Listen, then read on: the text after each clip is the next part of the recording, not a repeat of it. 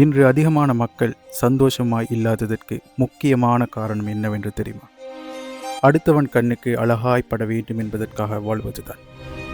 சரி, நீங்கள் அடுத்தவன் கண்ணுக்கு அழகாய்ப்பட வேண்டும் என்று வாழ ஆரம்பித்தீர்கள் என்றால், முதலாவது நீங்கள் உங்களை தொலைத்து விடுவீர்கள். இரண்டாவது, சந்தோஷம் என்ற பேச்சுக்கு இடமே இல்லை.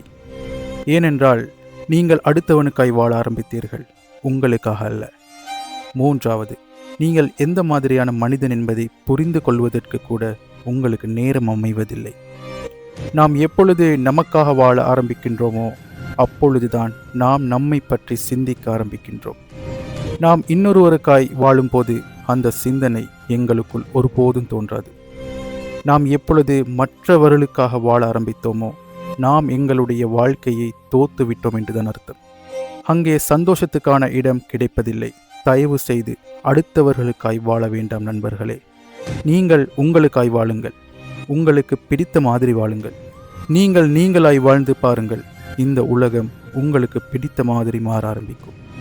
நாம் எப்படி வாழ்ந்தாலும் எங்களை பற்றி குறைகள் சொல்லத்தான் போகிறார்கள். இதெல்லாம் பொருட்படுத்தாமல் நாம் எமக்காக வாழ்ந்து இந்த வாழ்க்கையை வெற்றியாய் மாற்றி உலகத்துக்கு காட்டுவோம்.